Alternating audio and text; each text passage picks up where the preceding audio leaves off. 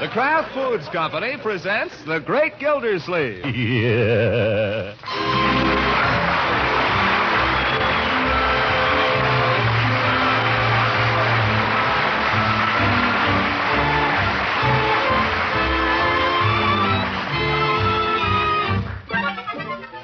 It's The Great Gildersleeve, starring Harold Perry.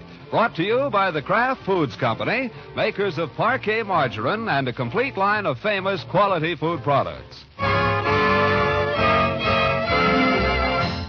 No one will ever know whether it was a night of unseasonable warm weather, or a snack of milk and pickles before he went to bed, or if it was the brownies themselves who disturbed his slumber. The fact remains, however, that the great Gildersleeve got up this morning feeling grumpy, and we find him now sitting grumpily at the breakfast table.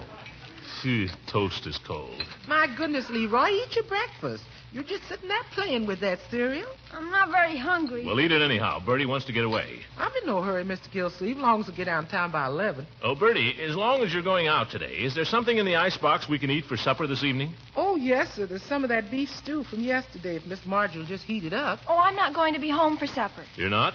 Who said you're not? I'm going to a moonlight skating party with Ben. We're starting right after school. There's no moonlight at 3:30.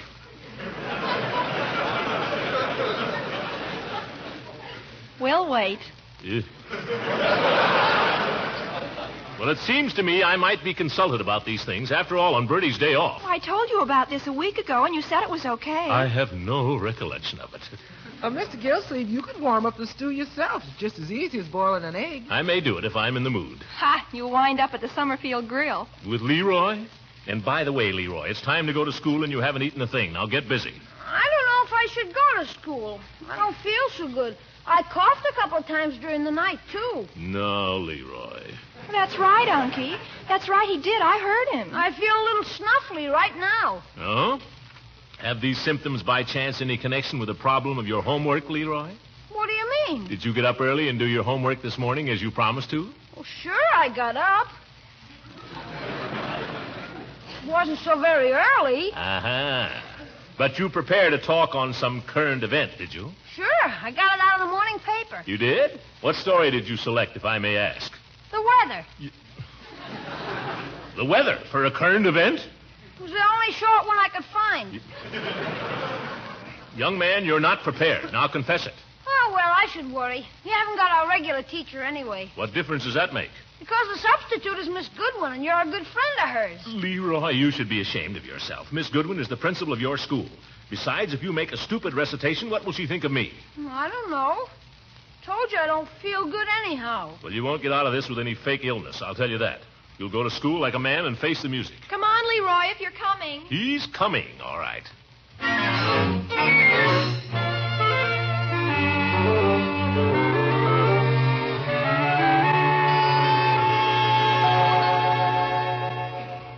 Mr. Gildersleeve, it's 10:30. You mind if I leave now? No, indeed, Bertie. You should have been out of here long ago. So should I. Yes, sir. Well, I'll see you tomorrow. Yes, Bertie. Have a good time. Yes, sir. Don't you starve yourself now, Mr. Gildersleeve. Don't worry. Yeah, I'll get it, Bertie. Yes. Keep your shirt on. Hello? No, this is not 2431. It's 2413. You think people would learn to dial a number, wasting other people's time? Ha. This is 2413. Oh, hello, Bessie. Yes, I'm coming down to the office. Well, I've been trying to get started, but the phone keeps ringing. I was practically out the door just now when you... All right, I'll be there, Bessie.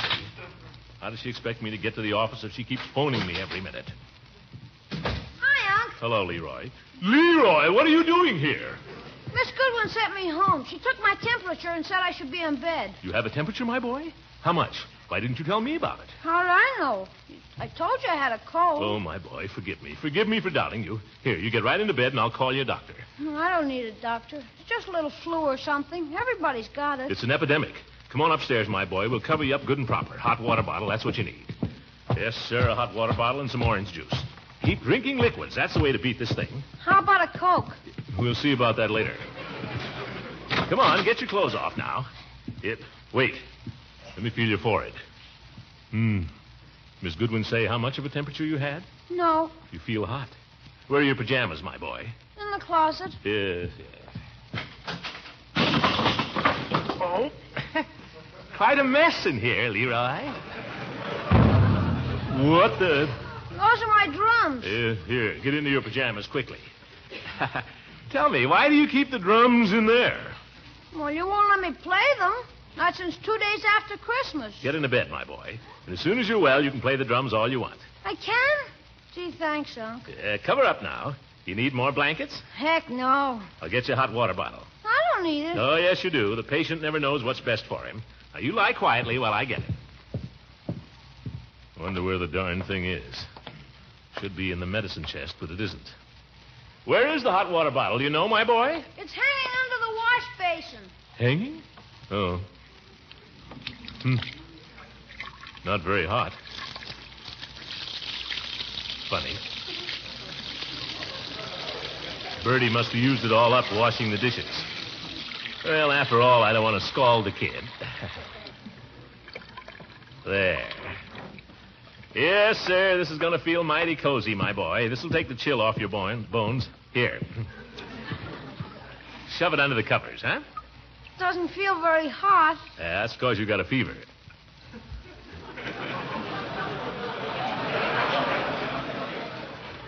Now, you comfortable? Sure, I guess so. How about a nice tall glass of orange juice? That'd be super. Can I have some honey in it? If you want. Honey, did you say? Sure, that's the only way I like it. Well, you shall have it. Your old uncle's going to take care of you, don't worry. You know, Leroy, I may lose my temper with you once in a while, but down deep underneath, I love you very much. Why, if anything was to happen to you, my boy, I don't know what I'd do.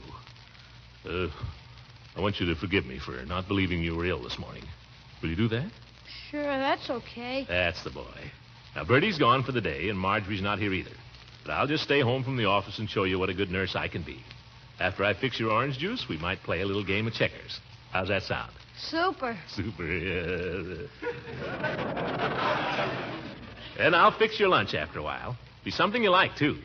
Your uncle can cook a little bit if she wants to. Yes, sir. And after lunch, I'll tell you a story or read to you, or we'll play games, whatever you like. Thanks, Unc. Don't thank me. When a boy is sick, he deserves the best of everything. And that's what you're going to get. Now, you lie there and keep covered up, and I'll go down and fix your orange juice. Light bother you coming in the window? No, that's all right. Well, if it bothers you, my boy, I'll pull the shade. Now, I'll be back with the orange juice before you can say Judge Hooker. Hey, this might not be so bad.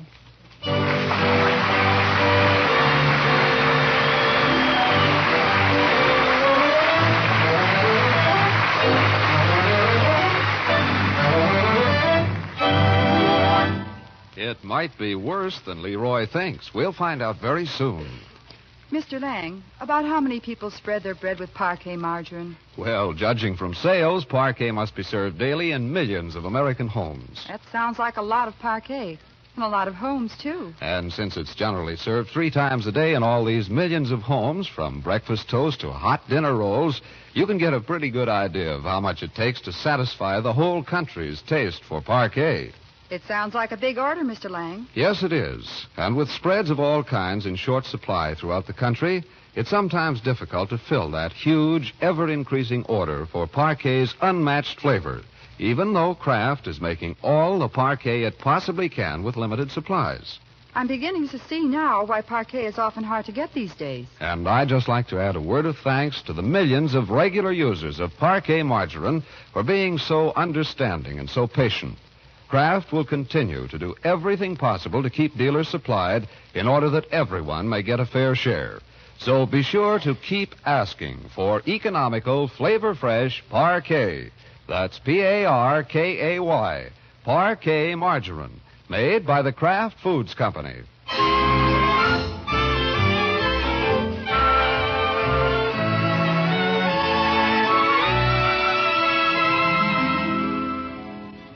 Now let's get back to the great Gildersleeve.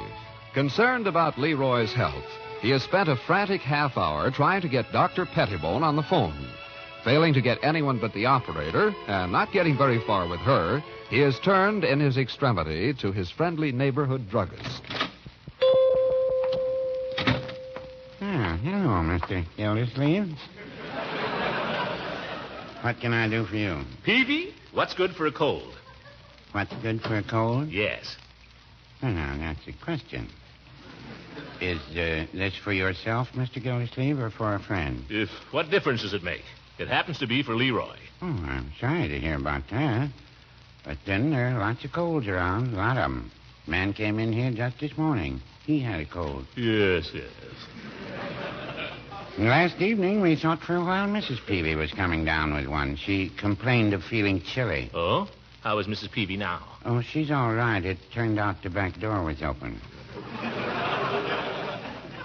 A lot of it around, though. Yeah, well, what I want to know is, what do you do for it?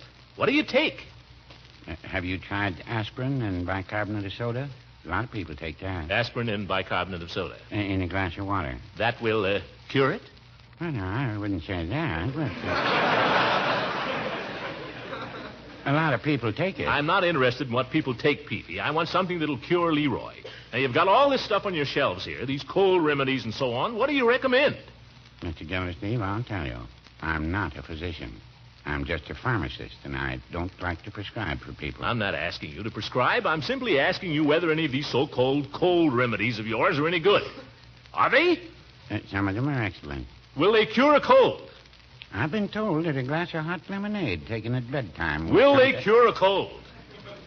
Mr. Gildersleeve, why don't you call in a doctor? If I tried to. These darn doctors, you never can get them when you need them. And I must say, you're not much better. Well, no, I wouldn't say that. Well, you're not, Peavy. I come in here, my little nephew's lying ill at home. You've got the stuff right on the shelves there, and you won't recommend anything. I'm merely trying to be ethical, Mr. Ethical. I ask you if something's any good. Well, now, I wouldn't say that. That isn't being ethical, Peavy. That's being shifty. Well, now... Don't say it! For the last time, let me ask you, haven't you got one single thing in this entire store that you can recommend for a cold? Yes, I have. In fact, I use it myself. So does Mrs. Peavy. Well, come on, man. What is it? Mm-hmm. Kleenex. Oh, goodbye.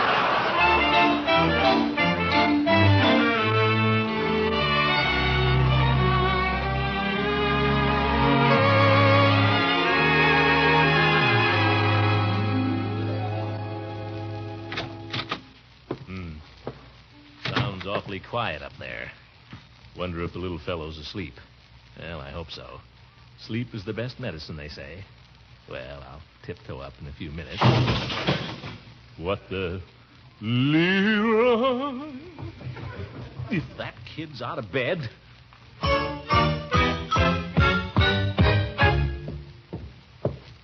Leroy? Oh, hi, Unc. Guess I must have dropped off to sleep for a minute. I think I feel a little better now after my nap. Leroy, were you out of bed?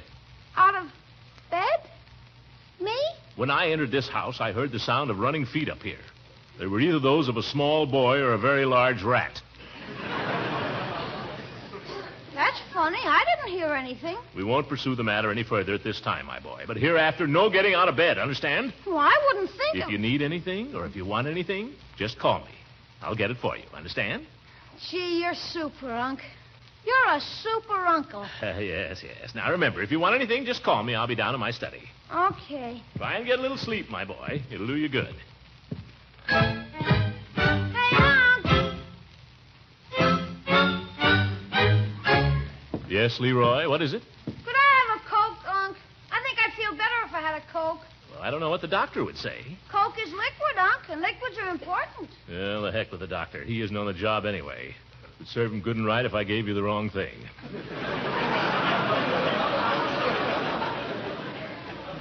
Gosh, Unc, you're so good to me. Yes. Keep covered up now. Hey, Unc. Oh, nuts. Yes, Leroy, what is it now? When you come up, bring the funnies, will you? And some scissors. And some paste. Oh, well, have to humor him, I guess.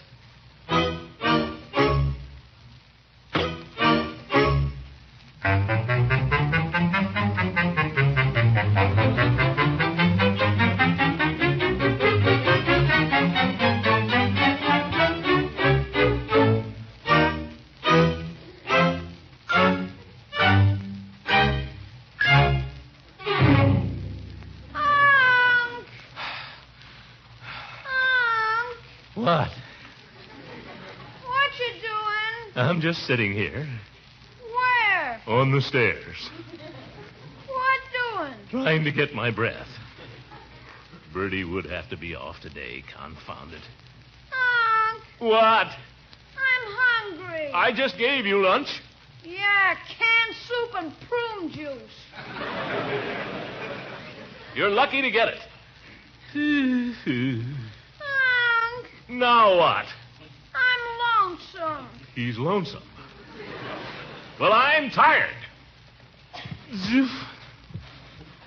I've been up these stairs 50 times today if I've been up them once. And you tell me you're lonesome. Well, there's nothing to do. How can you say that, my boy? I brought you funny papers. I brought you games. I brought you books. I get you a jigsaw puzzle off the top shelf in the sewing room closet and nearly broke my neck. Look at it all over the floor. And all these little scraps of paper. Look at your bed.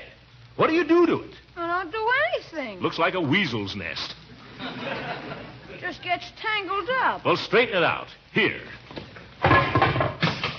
What was that? My pistol and my baseball bat. What are they doing in your bed? I don't know. Confound it. Lie down, Leroy. Straighten out. Pull down your pajama top. Pull up your covers. Act sensible. Gosh. You're not here to be entertained, young man. You're here to get well. What are you looking at me like that for? All right, Leroy, I'm sorry. What would you like me to do? Would you like me to read to you? Huh? If you want to. Well, I don't want exactly. I have to do other things downstairs. Just offer to do it if you'd think it would amuse you. Now, here's a nice book. The Wind in the Willows. Yeah, Christmas book, evidently. How about it? Would you like me to read that? If you want to. I just told you I don't want to at all. I'm doing this for your sake. I know what would amuse me, Unc, if I could listen to the radio. I'm offering, Leroy, to read you The Wind in the Willows. Do you want me to, or do you not? Well, I looked at the first chapter, Unc. It doesn't look so hot. But if you could bring up the radio. Lug the radio clear up here, that great big thing? You let Marge have it when she was sick. All right, I'll bring up the radio, ye gods.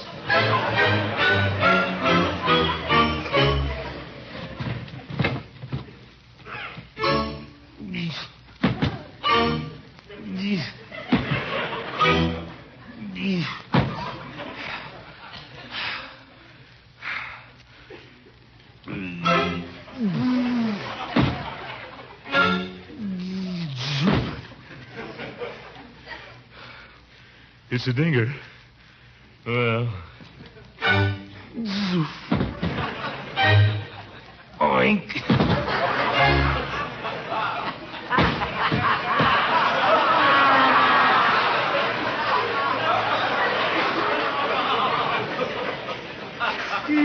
There. Radio. Gosh, Unc, you're super. I'm a sucker. Go ahead now and amuse yourself. And don't let me hear another peep out of you like... Wait, you haven't plugged it in. Oh? Where's the socket? Under the bed. Oh, for... Here, give me the plug. I'll... Stay under the covers. I'll do it. You'll never make it that way, Unc. You have to get down on your stomach and slide under. It's the only way. Well, if I have to. I fit. Here, Unc, you'll never make it. You better let me. You better let me. Oh, stop bouncing up and down up there. Sorry. Leroy, conditions under your bed here are an absolute disgrace. Simply filthy. Old shoes. Comic books. Yay! Unc, what's wrong? It's all right. It's just a bird's nest. I thought it was something else.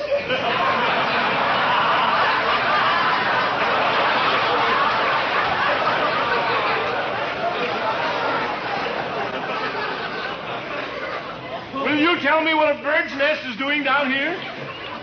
Must have got lost. There. You coming out, Unc? If I can get out, Can I turn it on now? Did you plug it in? if you want to. Unc, look at your suit. Don't tell me to look at it. Look at it yourself. Just look at it. Dust all over it. That's what happens if you crawl around on the floor. Leroy, the very minute you're well, I want you to get under there with a pick and shovel and clean that place out. You understand? Not Bertie, you. What? Oh, the radio. It is 5 days now since Dwight Finchley returned to Sable Groves, but he has not yet learned that June Trunnion is no longer engaged to marry Crest Barry. Oh, for heaven's sake. As for June, her new interest in helping Dale Thurmond regain his talent for drawing has made her an entirely different girl. Leroy? But I like it. But as Dale fights slowly back to life and hope, Bar Kramer and Aunt Millicent see a threat to their hold over Edge Bindle and the Bindle fortune. Poppycock. I like it. Yeah. Perhaps this is why we find Edge talking to old Dr. Clockmaster in the doctor's office this morning behind closed doors. Now, go on with the story of Gladys Walmrath. Leroy, I won't have you listening to this kind of bill. Oh, I like it. You don't have to listen. No, neither do you. By George, there ought to be a law. Oh, that's mean. It's not mean. It's for your own good. Now stop whining or I'll take... What's that? Doorbell sounds like. You stay here and don't turn on that radio. All right. Eve Goodwin. I've been ringing for the longest time, Throckmorton. Come on in, Eve. Come on in. I knew there must be someone at home, so I just kept ringing. I'm sorry. Leroy and I are upstairs listening to the radio. I don't usually listen to it myself, of course. Horrible stuff. But you know how it is. When the kiddies are sick, it's hard to deny them anything. Let me think of things, Eve. How is Leroy, Throckmorton? I worried about him after I sent him home. I could see he wasn't himself this morning. He's certainly been himself this afternoon. Oh, I'm so glad. I thought I'd just stop in and inquire and bring him these school books in case he wants to brush up. Well, that's very thoughtful of you, Eve. I wonder if it'd be all right if I went up and spoke to him for a moment. That is, if he's not asleep. Certainly. I don't know what he's up to by now, but I can guarantee he's not asleep. After you, Eve. Go ahead. Children are so active, aren't they, when they're sick? You may say that again. Unless, of course, they're really sick. And then they're so pitiful. Leroy. Someone to see you, my boy. This way, Eve. Back here. Oh. That's his room. Go right in. You're right in, Eve. Oh, I'm afraid he is asleep, Throckmorton. See, his eyes are closed. What? Let's not disturb him, please. Just a minute. Leroy? Hello, Uncle Mort. What is this? Hope we didn't wake you, my boy. Here's Miss Goodwin to see you. Hello, Miss Goodwin. Hello, Leroy. How are you feeling tonight? A little better, I guess, thank you. Oh, really, Throckmorton? He seems terribly weak. Have you had the doctor? Don't worry, Eve. I think he'll pull through. I brought you a few school books, Leroy, in case you should feel strong enough to want to keep up with what the class is doing. Gee, thanks, Miss Goodwin. I don't know if I feel strong enough, but thanks a million just the same. Gosh, I've been so worried about my schoolwork.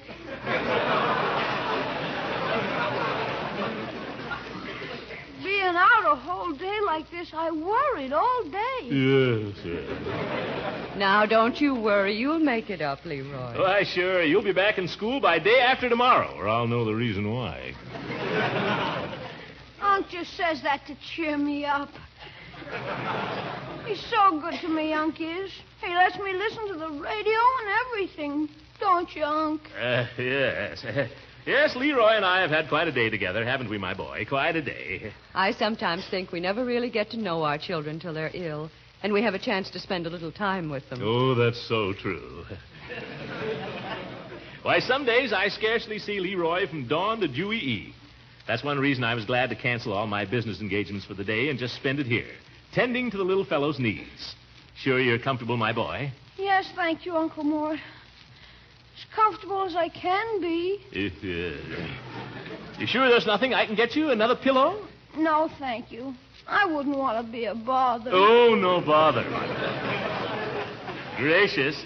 Here, let me plump this one up a little for you. There. Comfy now? Mm-hmm. Unky, Yes, my boy. lay your hand on my forehead. Feels so nice and cool. There, my boy. Gee. You know, Throckmorton, seeing you and Leroy together like this, Well, there's something so touching about a man alone with a child. His clumsy tenderness, his efforts to do the little things a mother would do. It makes a woman want to help.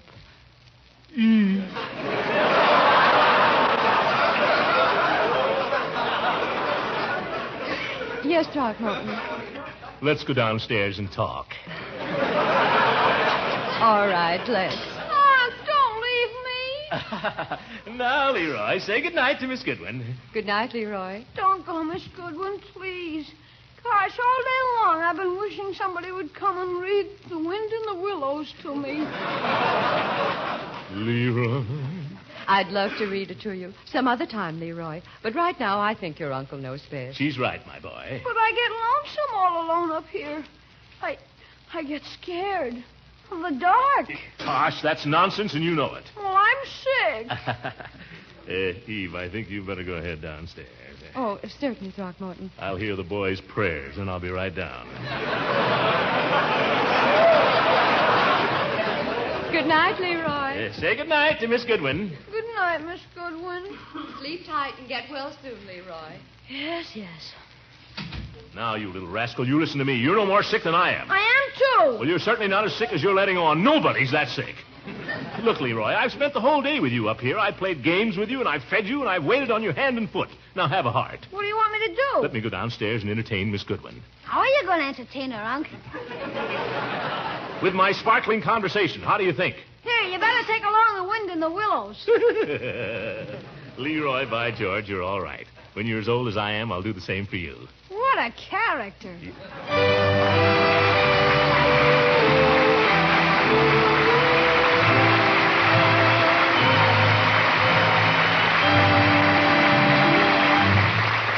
The Great Gildersleeve will be back in a few moments. The other day, a friend of my wife's remarked that her food store didn't seem to be getting Parquet margarine anymore. Now, I know that Kraft is making every effort to see that each food dealer is getting his fair share of all the Parquet that's being made. So I made it a point to ask Kraft about it. And what they told me helped to set this friend of ours straight. They said that Kraft is actually making more Parquet margarine than they did before the war. But here is what's happening. With the increasing demand for Parquet and quantities definitely limited, what used to be a normal supply for a dealer may be sold out in a single day or even a few hours. That will explain to those millions who prefer Parquet margarine for its fresh, delicate flavor why you can't always get it in your favorite food store during this temporary shortage.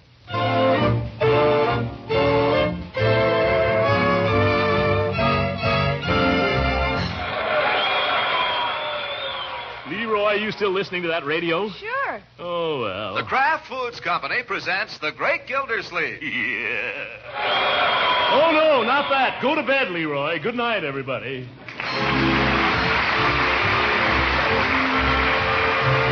The Great Gildersleeve is played by Harold Perry. It is written by John Whedon and Sam Moore. The music is by Jack Meakin. This is John Lang speaking for the Kraft Foods Company and inviting you to listen in again next week for the further adventures of The Great Gildersleeve.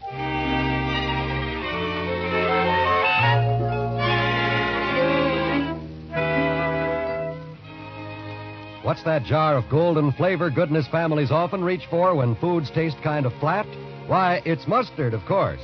And when it's Kraft salad mustard, you can be sure it has just the right tangy flavor that's needed to pep up frankfurters, sandwich spreads, potato salad, and many other favorite foods. So stock up tomorrow on light, golden, creamy, smooth Kraft salad mustard. And for flavor variety, also be sure to pick up a jar of Kraft mustard with snappy horseradish added. Buy both of these delicious Kraft mustards the next time you shop.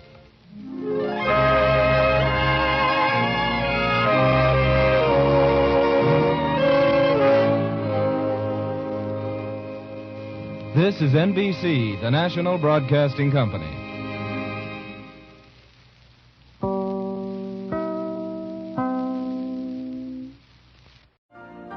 You've been listening to the OTR Gold Network.